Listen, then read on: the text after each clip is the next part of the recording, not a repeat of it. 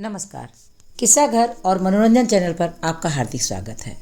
मित्रों, बड़े दिनों के बाद आज मैं आपको फिर से एक अपने चैनल पर बड़ी प्यारी सी और प्रेरणादायक कहानी लेकर आई हूँ, भगवान कृष्ण और सुदामा के मित्रता की।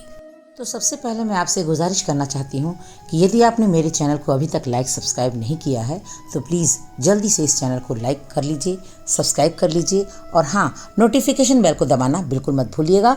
चलती हूँ सीधे आज के प्रकरण पर। यूँ तो आप सभी ने भगवान कृष्ण और सुदामा की मित्रता के प्रसंग को कई बार सुना होगा, लेकिन आज मैं आपको एक अलग ही अंदाज में और इस मित्रता के एक अलग पहलू को लेकर आपके सामने आई हूँ। आइए सुनते हैं। जैसे ही द्वारिकाधीश ने तीसरी मुट्ठी चावल उठाकर फांक लगानी चाहिए, रुक्मिणी ने जल्दी से उनका हाथ पकड़कर कहा, क्या भाभी के लाए इन स्वादिष्ट चावलों के स्वाद का सारा सुख अकेले ही उठाएंगे स्वामी?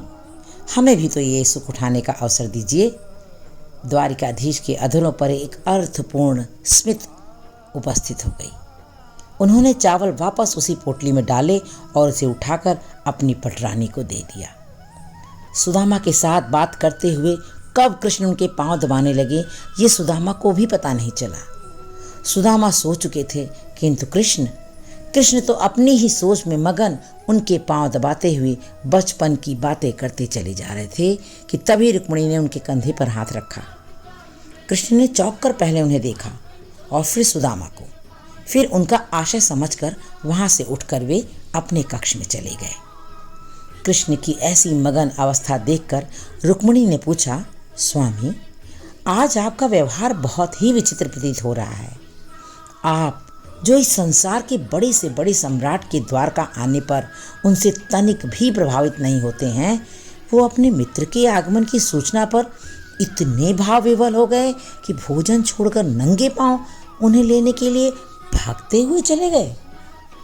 आप जिनको कोई भी दुख, कष्ट या चुनौती कभी रुला नहीं पाई, यहाँ तक कि गोकुल छोड़ते समय मैया यशोदा के अश्रु भी देखकर आप नहीं रोए, वे अपने मित्र के जीर्ण शीर्ण घावों से भरे पांवों को देखकर इतने भावुक हो गए कि अपने अश्रुओं से ही उनके पांवों को धो दिया।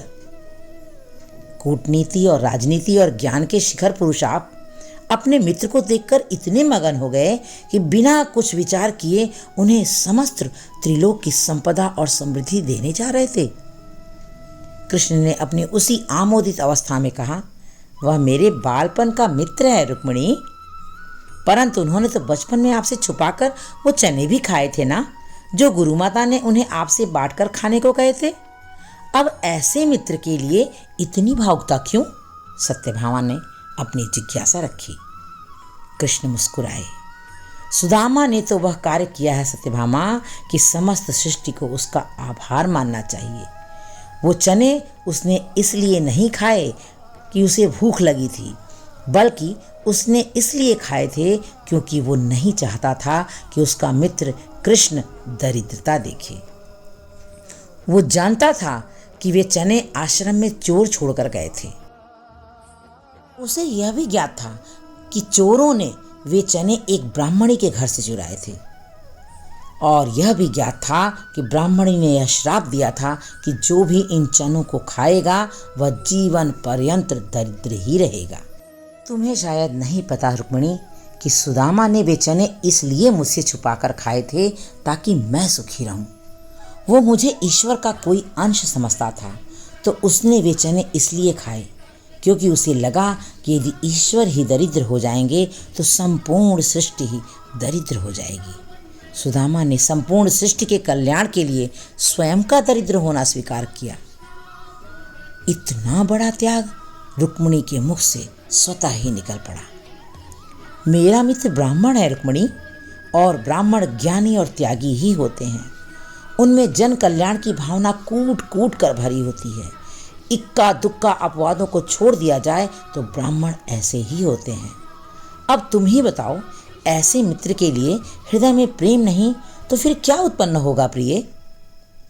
तुम कहती हो ना कि गोकुल छोड़ते समय मैं क्यों नहीं रोया, तो गोकुल छोड़ते समय मैं इसलिए नहीं रोया क्योंकि यदि मैं रोता तो मेरी मैया तो प्राण ही छोड़ देती, परंतु मेरे मित्र के ऐसे पांव देखकर, उनमें ऐसे घावों को देखकर मेरा हृदय भर आया है रुक्मणी।